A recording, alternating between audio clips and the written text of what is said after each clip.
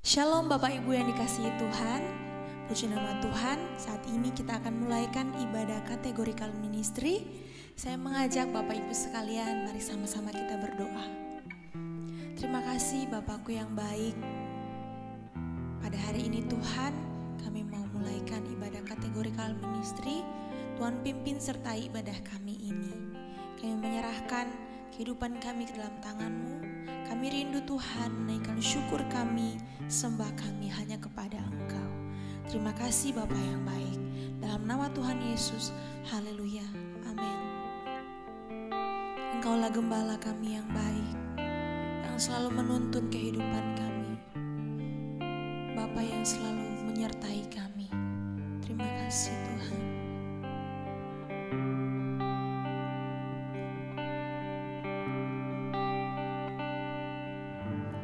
Engkau gembala yang baik, Kau menuntun hidupku, membawaku ke air tenang, menyegarkan jiwaku. Sekalipun ku berjalan dalam lembah kekelaman, tak akan gentar ku melangkah, sebab Engkau besertaku.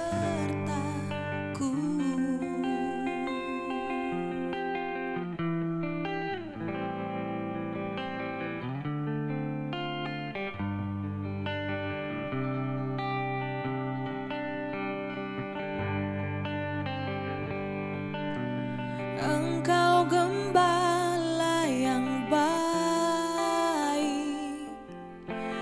Kau menuntun hidupku, dan bawaku ke air tenang, menyegarkan jiwaku. Sekalipun ku berjalan dalam lembah kekelaman, tak akan gentar ku melangkah, sebab Engkau besertaku.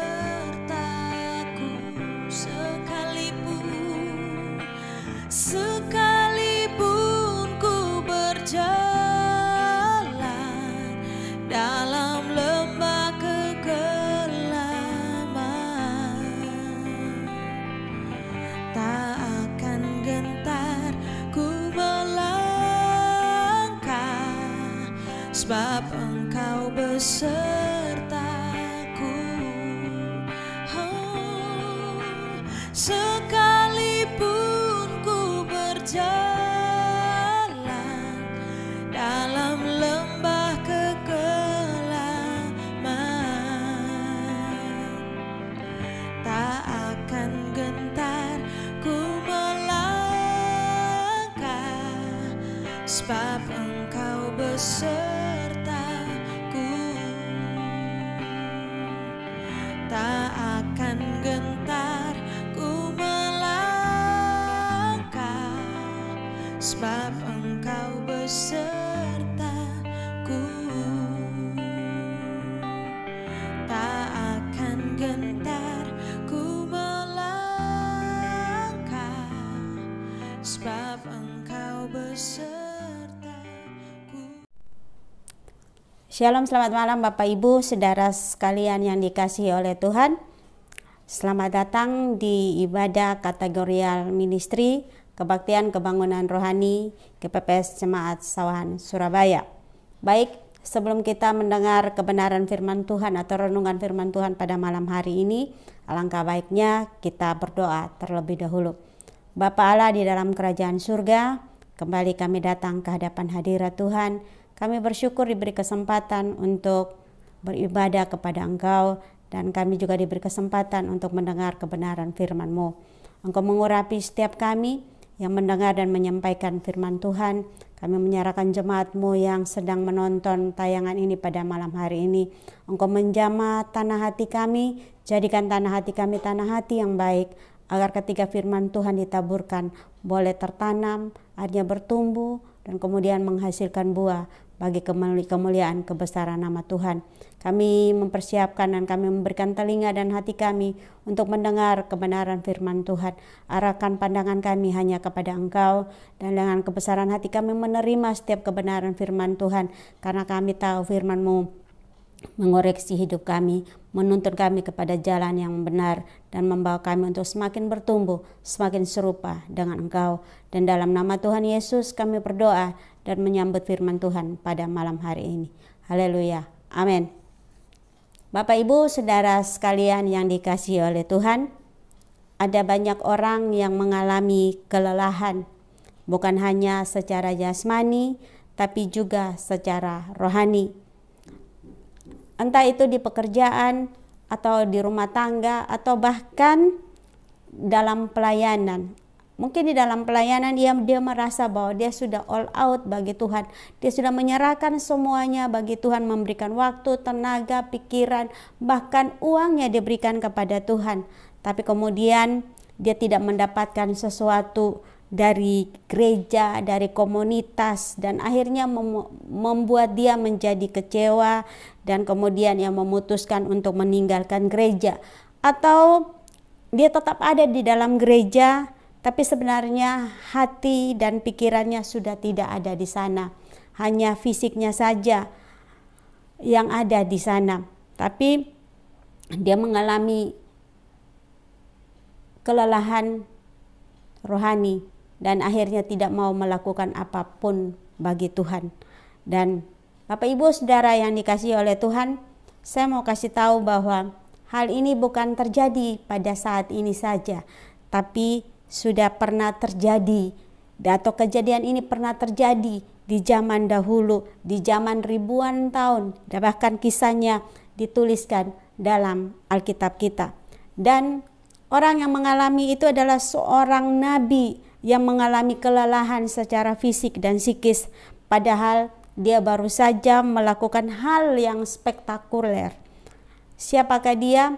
Dia adalah Nabi Elia. Elia dituliskan bahwa dia adalah seorang nabi Tuhan yang dipakai luar biasa oleh Tuhan. Bapak, Ibu, saudara yang dikasihi oleh Tuhan, kita melihat apa saja yang dilakukan oleh Elia, hamba Tuhan atau nabi Tuhan ini. Tuhan memakai hidupnya dengan luar biasa. Ia melakukan banyak mujizat. Dan mari kita melihat apa saja yang pernah Elia lakukan. Pertama, ia berdoa dan hujan tidak turun di Israel selama 3,5 tahun.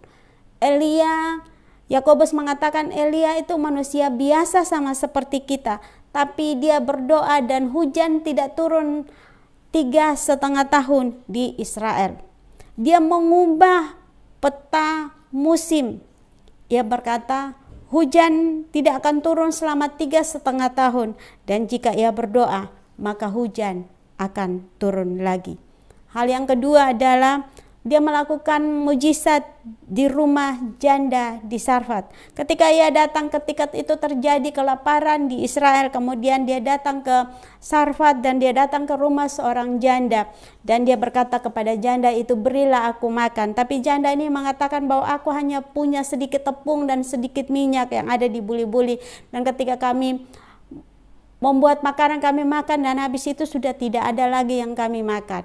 Tapi setelah perempuan atau janda ini membuat makanan diberikan kepada Elia, tepung dan minyak dalam buli-buli itu tidak pernah habis.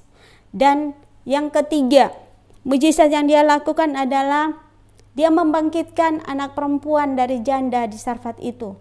Ketika itu dia setelah memberi makan, dan kemudian ceritanya adalah anak ini jatuh sakit, kemudian meninggal dan didoakan oleh Elia, dan anak perempuan ini pun bangkit. Dan kita lihat hal yang terakhir, mujizat yang terakhir yang paling spektakuler yang dilakukan oleh Elia adalah ia membunuh 450 nabi Baal.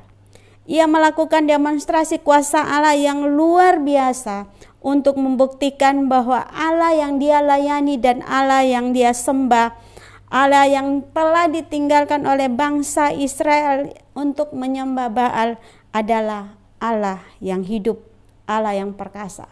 Bapak Ibu Saudara yang sekalian yang dikasihi oleh Tuhan, sama-sama kita tahu ceritanya. Ketika itu Elia mengumpulkan orang Israel dan dia berkata, dia menyuruh para nabi Baal itu untuk mendirikan mezbah bakaran dan di atasnya ditaruh kurban bakaran. Dia suruh mereka memanggil dewa mereka. Tapi sampai malam menjelang, dewa mereka tidak melakukan apa-apa. Korban bakaran itu tidak dimakan oleh dewa-dewa mereka. Tapi kemudian Elia membuat mezbah. Dia menggali parit, kemudian menyusun batu, kemudian ditaruh kayu. Di atas mezbah itu dia taruh korban bakaran. Kemudian dicurahkan air memenuhi parit dan korban bakaran serta kayu-kayu pun basah. Kemudian memanggil nama Allah dan api turun dari surga, membakar habis semua yang ada di mezbah tersebut. Dan kemudian setelah itu Elia menghabisi 450 orang nabi Baal. Sungguh luar biasa. Tapi setelah perbuatan ajaib dan dahsyat itu yang Tuhan lakukan melalui Elia, ternyata Elia itu bukan manusia super. Ternyata Elia itu bukan manusia Superman. Elia itu manusia biasa sama seperti saya, Bapak Ibu Saudara sekalian. Mari kita lihat di dalam 1 Raja-Raja pasal 19 ayat 1 sampai yang ke-8. Saya akan bacakan untuk Bapak Ibu Saudara sekalian. Demikian bunyi firman Tuhan. Ketika Ahab memberitahukan kepada Isabel segala yang dilakukan Elia dan perihal Elia membunuh semua nabi itu dengan pedang, maka Isabel menyuruh seorang suruhan mengatakan kepada Elia, beginilah kiranya para Allah menghukum aku, bahwa lebih lagi daripada itu, jika besok kira-kira pada waktu ini aku tidak membuat nyawamu sama seperti nyawa salah seorang dari mereka itu. Ayat yang ketiga, maka takutlah ia, lalu bangkit dan pergi menyelamatkan nyawanya.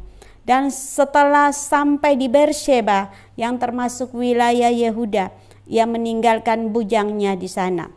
Tetapi ia sendiri masuk ke padang gurun sehari perjalanan jauhnya, lalu duduk di bawah sebuah pohon arar. Kemudian ia ingin mati, katanya, cukuplah itu, sekarang ya Tuhan, ambillah nyawaku, sebab aku ini tidak lebih baik daripada nenek moyangku.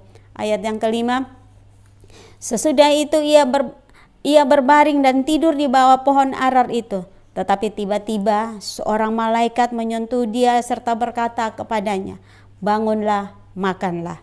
Ayat yang ke-6, ketika ia melihat sekitarnya, maka pada sebelah kepalanya ada roti bakar dan sebuah kendi berisi air. Lalu ia makan dan minum, kemudian berbaring pula. Ayat yang ke-7, tetapi malaikat Tuhan datang untuk kedua kalinya dan menyentuh dia serta berkata, bangunlah, makanlah, sebab kalau tidak, perjalananmu nanti terlalu jauh bagimu. Ayat yang ke-8, maka bangunlah ia, lalu makan dan minum, dan oleh kekuatan makanan itu ia berjalan 40 hari 40 malam lamanya sampai ke gunung Allah, yakni gunung Horeb. Amin. Bapak Ibu Saudara sekalian, apa yang Elia alami sebagai manusia biasa, padahal dia baru saja melakukan perbuatan-perbuatan yang dahsyat, perbuatan spektakuler yang luar biasa. Ternyata hal-hal yang dia alami ini juga membuktikan bahwa Elia itu juga manusia biasa, sama seperti saya, Bapak Ibu dan saudara sekalian yang ada, yang mendengar dan melihat tayangan pada malam hari ini.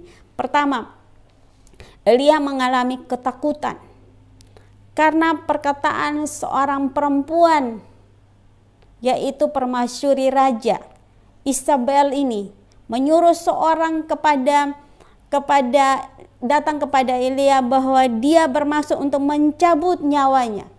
Di ayat yang ketiga mengatakan bahwa ia mengalami ketakutan. Ayat yang ketiga mengatakan maka takutlah ia, lalu bangkit dan pergi menyelamatkan nyawanya. Dia mengalami ketakutan, Bapak Ibu Saudara sekalian. Dia sama seperti saya, Bapak Ibu Saudara sekalian. Ketika kita mendengar orang mengancam untuk mencabut nyawa kita, pasti kita juga akan pergi berlari dan bersembunyi. Dan hal yang kedua yang Elia alami adalah ia mau mati. Di ayat yang keempat dia berkata, cukuplah itu. Sekarang Tuhan ambillah nyawaku, sebab aku tidak lebih baik daripada nenek moyangku. Tuhan, ambil nyawaku, aku sudah nggak berguna. Sekarang ambil nyawaku. Dia mengalami kelelahan, mengalami ketakutan, kemudian dia mengalami depresi, frustrasi. Dia merasa bahwa aku sudah gagal. Ambil nyawaku Tuhan. Dan yang hal selanjutnya, ia tidak mau melakukan apa-apa, hanya tidur. Orang yang mengalami kekecewaan, ketakutan, depresi, stres, kerjanya hanya mau tiduran saja, tidak mau melakukan apa-apa. Dan hal yang terakhir adalah Elia merasa seorang diri. Ketika Tuhan bertanya kepadanya, apa kerjamu? Dia hanya berkata di ayat yang ke-10, dia berkata, jawabnya, aku bekerja segiat-giatnya bagi Tuhan Allah semesta alam. Karena orang Israel meninggalkan perjanjianmu, meruntuhkan mezbah-mezbahmu dan membunuh nabi-nabimu dengan pedang. Perhatikan ini, hanya aku seorang dirilah yang masih hidup dan mereka ingin mencabut nyawaku. Dia merasa seorang diri. Dia merasa berjuang seorang diri pada Tuhan. Dia merasa berjuang sendiri untuk pekerjaan Tuhan. Tidak ada yang bisa menolong dia. Yang lain sudah pergi meninggalkan Tuhan. Mereka merubuhkan mezbah-mezbah untuk Tuhan dan mereka membunuh nabi-nabinya Tuhan. Tinggal dia seorang diri. Gak ada yang bisa menolong dia. Aku gak punya teman Tuhan. Sekarang apa gunanya? Aku hidup. Ambil nyawaku. Bapak Ibu Saudara sekalian yang dikasihi Tuhan. Tapi apakah Elia ditinggal sendiri, dibiarkan begitu saja oleh Tuhan? Jawabannya tentu saja tidak. Mari kita lihat apa yang kita pelajari dari kisah Elia ini. Hal pertama adalah Tuhan tidak meninggalkan dia seorang diri. Tuhan datang kepadanya. Ia mengutus seorang nabi untuk memberi Elia makan. Ternyata Bapak Ibu Saudara sekalian, orang yang sedang ngambek sama Tuhan, orang yang lagi stres, orang yang lagi frustrasi, orang yang merasa full, semua sudah penuh, tidak bisa lagi berpikir apa-apa, itu butuh energi. Maka itu dia perlu makan ya saudara, Bapak Ibu Saudara sekalian. Di ayat yang ke-6 kita melihat bahwa ketika ia melihat sekitarnya, maka pada sebelah kepalanya ada roti bakar dan sebuah kendi berisi air. Lalu ia makan dan minum, kemudian berbaring pula. Dia butuh makan, tapi setelah makan dia tidak melakukan apa-apa. Yang dia lakukan adalah pergi lagi berbaring dan tidur. Dan kemudian di ayat yang ke-7 kita lihat bahwa malaikat Tuhan datang untuk kedua kalinya dan menyuruh dia untuk bangun dan makan. Sebab jika ia tidak makan, maka perjalanannya nanti terlalu jauh baginya. Sekarang Tuhan tidak mau membiarkan dia tidur lagi, tapi Tuhan ingin dia bangkit, ingin dia bangun, makan, dan dia harus move on dari keadaan yang ada. Dan kita lihat bahwa dengan kekuatan dan energi yang dia dapatkan dari makan dan minum yang ia lakukan itu, ia mampu berjalan selama 40 hari 40 malam. Bapak Ibu Saudara yang dikasihi oleh Tuhan Yesus, kita lihat bahwa dalam keadaan seperti ini, terkadang kita tuh merasa sendiri, tidak ada yang peduli dengan kita. Kita sudah merasa mau melakukan banyak hal untuk Tuhan, tapi rasanya kok Tuhan tinggal diam. Tapi dari kisah Elia, kita lihat bahwa Tuhan tidak meninggalkan dia sendiri. Dia mengutus malaikatnya, bahkan datang untuk kedua kalinya kepada dia, untuk mengingatkan bahwa bangun, makanlah, sebab perjalananmu masih ada. Sebab apa yang kamu lakukan belum selesai.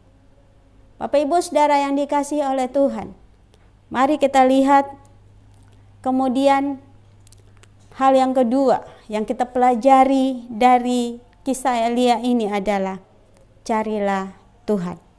Ketika masalah datang, carilah Tuhan, bukan carilah hantu. Ketika hidupmu tanpa arah, jangan lari pada dunia, pada game, pada nonton TV, tapi carilah Tuhan. Jadikan Tuhan itu prioritas utama, bukan opsi atau pilihan terakhir. Tapi jadikan dia urutan pertama, dalam prioritas pertama dalam hidupmu dan hidup saya ketika kita mengalami apa saja dalam hidup ini, baik senang maupun susah. Jadikan Tuhan tempat pertama. Ketika engkau senang, datanglah bersyukur kepadanya. Dan ketika engkau merasa susah sekalipun dalam kehidupanmu, kesulitan, masalah datang silih berganti seakan-akan tidak pernah habisnya, datanglah kepada Tuhan dan bersyukurlah kepadanya. Dan percayalah bahwa segala sesuatu yang Tuhan izinkan terjadi itu semua baik adanya.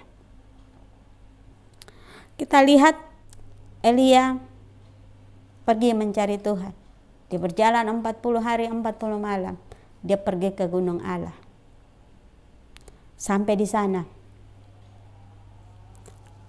Tuhan suruh dia berdiri di hadapan Tuhan. Kemudian datanglah angin besar, kuat, membelah gunung-gunung, memecahkan batu-batu. Tapi Tuhan tidak ada di sana.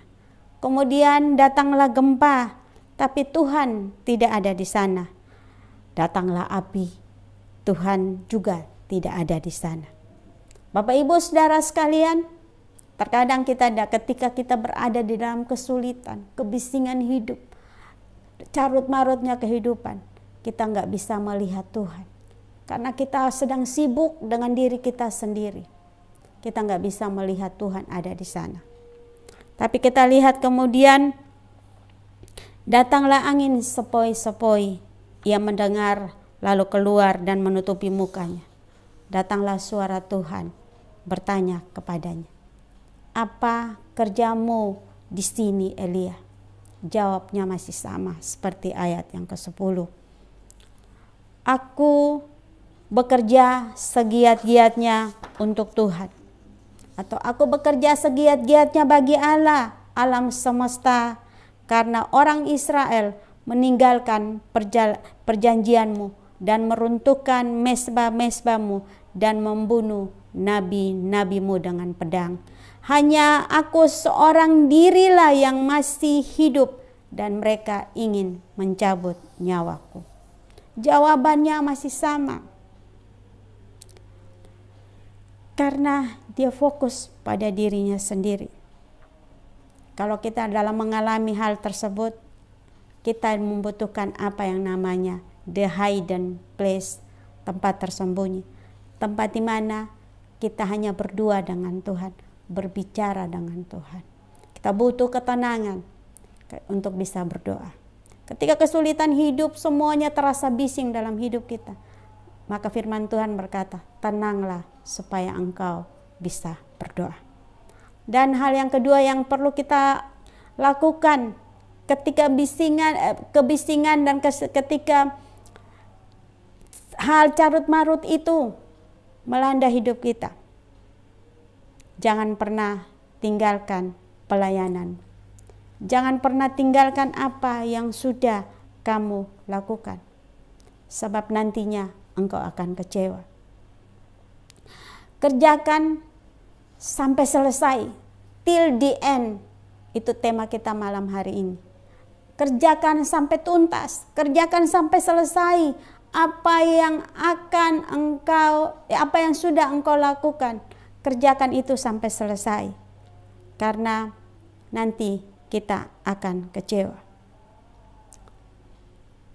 Hal yang selanjutnya, sebab Tuhan ingin Elia menyelesaikan tugasnya, ia harus kembali untuk menyelesaikan apa yang telah ia mulai, yaitu dia harus mengurapi Hazael, Yehu cucu Nimsi menjadi raja atas Israel. Kemudian ia mengurapi Elisa yang akan nantinya menggantikan dia sebagai nabi. Dan hal yang selanjutnya, Allah memberitahukan kepada Elia, engkau tidak sendirian. Allah Israel, Allah yang hidup itu masih meninggalkan 7.000 orang Israel yang tidak menyembah para Baal.